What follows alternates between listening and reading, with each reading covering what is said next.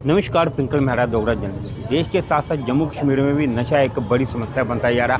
हालांकि देश की सरकार और जम्मू कश्मीर यूटी प्रशासन भी अपने स्तर पर नशे की रोकथाम के लिए अलग अलग कार्यक्रम चलाता है, प्रयास करता है। जम्मू कश्मीर पुलिस की बात करें, वो नशा करने वालों और नशा तस्करों के खिलाफ काफ़ी बड़े अभियान करती रहती है, और जिससे इस नशे की खेप को जम्मू में सप्लाई होने से रोकने का प्रयास वो हर स्तर पर करता है। लेकिन उसके बावजूद भी कुछ ऐसे व्यक्ति, ऐसे युवा हैं जो इस नशे की चपेट में आ जाते हैं, और उनको इस नशे की चपेट से बाहर निकालने के लिए जो कहते हैं कि ऐसे हमें वो संगठन चाहिए होते हैं, जो नशा मुक्ति केंद्र चाहिए होते हैं, जो इन युवाओं को नशा मुक्ति करवा सके। ऐसे ही एक केंद्र चलाती हैं पल्लवी जी। पल्लवी जी, सबसे पहले आपका स्वागत है। कितनी देर हो गया आपको ये नशा मुक्ति केंद्र चलाते हैं? मुझे करीब देखिए, ये सेंटर हमारा 92 से चल रहा है।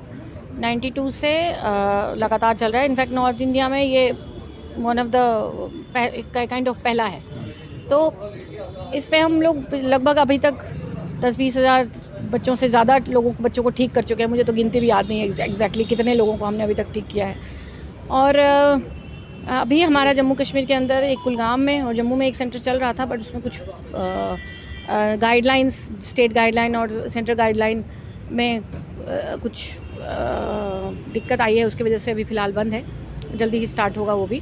और उसके अलावा हम लोग outreach and drop in centre हैं, प्लस हम लोग स्टेट लेवल कोऑर्डिनेटिंग एजेंसी भी हैं, मंत्रालय, मिनिस्ट्री ऑफ सोशल जस्टिस द्वारा डेजिग्नेटेड, जिसमें हमारा काम है अवेयरनेस जनरेशन। जो लोग इस फील्ड में काम करते हैं उनकी ट्रेनिंग, सरकार को नेशनल एक्शन प्लान में स्टेट प्लान के कैसे बनाना है उसमें सपोर्ट करना, ट्रेनिंग कराना, अवेयरनेस जनरेशन प्रोग्राम्स करना, इस तरह की चीज़ें हम करते रहते हैं। तो जम्मू में कहाँ पे जी आपका सेंटर इस समय? जम्मू में सेंटर हमारा पुरखू में था।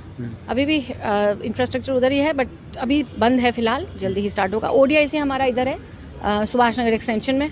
आप लोग कभी भी आ सकते हैं, देख सकते हैं वहाँ हम लोग किस तरह से बच्चों की मतलब ड्रॉप इन सेंटर है, जहाँ पे एक सेफ़ एनवायरनमेंट देते हैं कि वो बैठ सकें, अपनी दिक्कतों को बता सकें, और अगर कोई डी एडिक्शन सेंटर में जाना चाहता है तो हम उसको वहाँ तक लेके जाते हैं।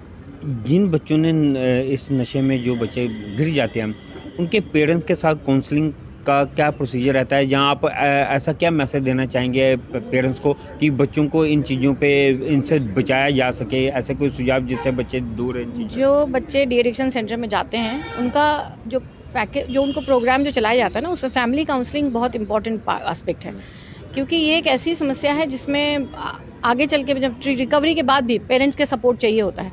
और पेरेंट्स को हम थोड़ा डिजीज़ कॉन्सेप्ट समझाते हैं, प्लस कैसे उनके साथ एक वार्निंग साइंस हैं, कैसे रिलैप्स प्रिवेंशन पे बात कर सकते हैं, इन सब चीज़ों पे बात करते हैं हम पेरेंट्स के साथ। तो फैमिली काउंसलिंग तो बहुत इम्पॉर्टेंट है। साथ में हम लोग जैसे स्कूल्स में पीटीएम होते हैं ना, तो उस समय भी बच्चों के पेरेंट्स के पेरेंट्स के साथ बात करते हैं कि कैसे वो आइडेंटिफाई कर सकते हैं, कैसे उनका क्या रोल हो सकता है ताकि उनके बच्चे ड्रग्स में ना जाएं, और अगर चले गए तो आगे क्या करना है उनको। तो इस तरह से करते हैं। किस तरह के ऐसे कोई सिम्टम्स हैं पेरेंट्स को डिटेक्ट करने चाहिए कि जिससे उनको लगे कि उनका बच्चा नशे की तरफ जा रहा है? जैसे बिहेवियर में जो बदलाव आता है उसमें ये देखेंगे कि आइसोलेट हो जाएगा, वो अकेले रहना चाहेगा, बाथरूम में ज़्यादा समय बिताएगा, पैसे की डिमांड ज़्यादा करेगा, थोड़ा अनहाइजीनिक रहने लगेगा, खाना पीना ठीक से खाएगा नहीं, प्लस अगर स्कूल कॉलेज में पढ़ता है तो उसमें आपको बंक मारना शुरू हो जाएंगे, उसकी परफॉर्मेंस ख़राब होने शुरू हो जाती है। ये सारी चीज़ें हैं जो मेजरली आइडेंटिफाई करने हैं। प्लस उसके आप देखेंगे कि पहले जिन बच्चों के साथ उसकी दोस्ती थी अब उनके साथ नहीं है, नए दोस्त बन रहे हैं, जो आपको शायद थोड़ा लगेगा कि नहीं कुछ गड़बड़ है इन बच्चों के साथ। तो ये सब कुछ पहचान है। आंखें लाल रहने लगेंगी, पैसे की डिमांड तो सबसे ज़्यादा, इरिटेशन बढ़ जाएगा, गुस्सा ज़्यादा आएगा उसको।